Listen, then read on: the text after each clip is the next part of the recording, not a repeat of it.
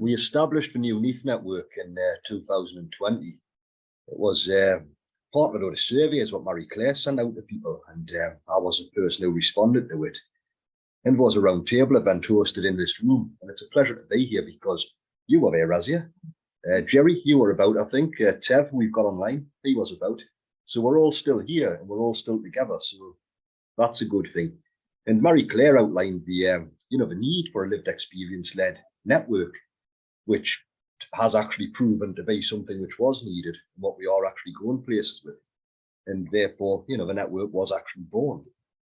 So, we got together and we thought, well, we better, establish where we're going to go and what we are and what we're actually about. So we put some values together and a bit of a mission statement, which I hope that we are remaining to. And if ever we do sort of go off course a bit, please do give us a nudge to sort of get back to our humble roots, if you know what I mean. And, lived experience is something we must value and, respect and equitably value. Because one thing what was noticed is lived experience was always a bit of a buzzword for a long time, and it was tokenistic. So organizations would bring people along just for having lived experience, but not because they had anything to offer, which was actually offensive to a lot of people with lived experience, because people with lived experience of the CGS can actually be professional too. You don't have to be one or the other, you can be both. Oh, we're terrible at that. Terrible. You wouldn't think I was an IT mentor in prison now, would you? Connection and collaboration, well, there's not really much to see on that because we're all here, aren't we? So we are connected and it's working. Integrity, that's something which is very, something I'm very strict on, really, because you've got to sort of be able to put your name to something if you're going to say something. There's no point a prisoner on the wing saying one thing to the lads on the landing, but then saying something else to a prison governor. Because by living that sort of lifestyle, you lose your own self-respect. And how can anybody take seriously what you say? You have to be true to yourself and everybody around you. I'd like to think we're open-minded. We'll think outside the box. And then that empathy over ego. I'd like to think none of us are egotistical. We're all down to earth, humble people at the end of the day. And then you've got inclusivity, which is an interesting thing because there's loads of equality and diversity charts out there and little boxes for people to put in, but we're all different, and that's what we should actually strive to be inclusive of everybody. And one thing I've found on my own personal journey is that whole inclusivity can be a strange thing, because something I've become familiar with not too long ago was imposter syndrome, because I sort of don't seem to fit anywhere in the criminal justice sector. Because when you've been through the system and you're maintaining your innocence all the way through, well, then the system can't ever say it fixed you. I can't ever thank the system for fixing me, because it didn't. And then sometimes what happens is you ruffle feathers within organisations because you're not seen to maintain the status quo, really, because you've always got that bit of rebel with you against the system, which isn't what I'm about. I want to work with the system to actually improve matters for an awful lot of people who are caught up in it. So hopefully, we're going to continue on these ethos, what we've got. And that ties in with our mission statement. People with lived experience of the CGS, unifying and supporting others to develop personally and professionally. Because again, that comes down to connection, doesn't it? So if we've got somebody part of our network, well, the idea is to put people in touch with each other in order to collaborate and to work together, not to be sort of insular and be all sort of shy and hidden away. We all do need to work together and, open up a lot more often. So what we've done, I should have put some bullet points on that slide, but not to worry. Well, we're here celebrating successes, achievements, third conference and award ceremony. We might learn how to use Zoom properly by next year. Let's hope.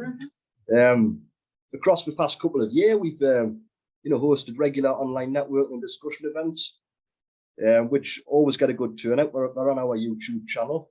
We've discussed some pertinent subjects, benefit, pros and cons of employing ex-prisoners, employers' attitudes, the independent monitoring board fairly recently, which was good, and even things which could be seen as being a little bit, which could be seen to be a little bit, I forgot the word I need to use, to be honest.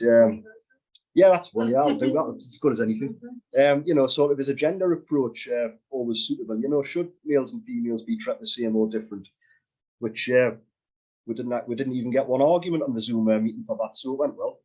You know, in the past, this year alone, last year, we only shared about 50 or 55, I think it was, employment vacancies open for people with lived experience of the criminal justice system.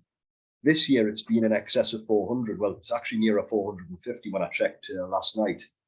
And those vacancies are open to people with CGS lived experience, you know. Now, they're vacancies from the likes of the Cornfoot employment team, some fairly well-paid roles as well, not sort of lower-level roles. There is actually decent opportunities on there. And we are being approached by numerous organisations to share employment vacancies on their behalf and sift through applications.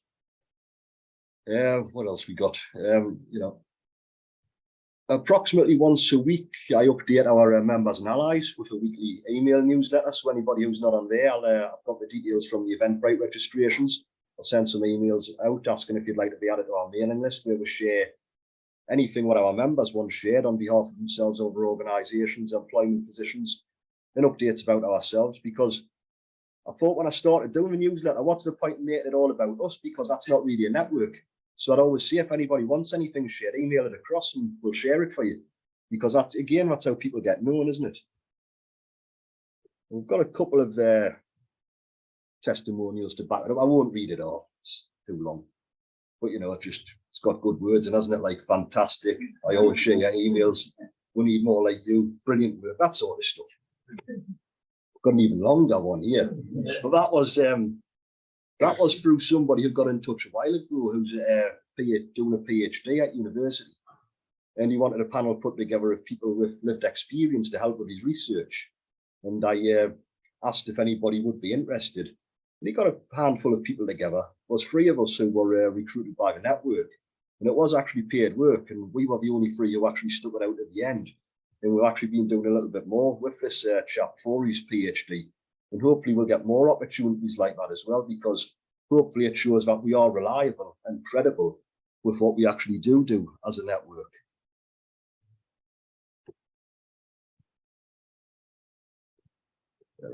Oh, there's another testimonial. Great event in Manchester. That wasn't something that we hosted, but again, that was something what we just shared on behalf of somebody else. And, you know, how helpful and authentic your newsletter is. I quite like this blowing your own trumpet malarkey, to be honest. It's not bad, is it?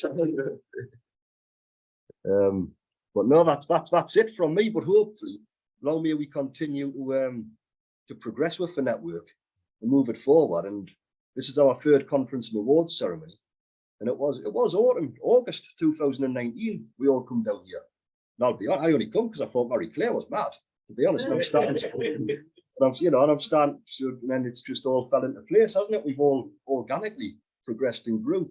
And there's people who, you know, I'm proud to call friends from, you know, the team at New Leaf. We've got Jerry here, we've got Tev in the audience. Some amazing people I've actually met on this journey. So I do hope to be standing here next year, addressing everybody with some more success stories to tell everybody. So thank you.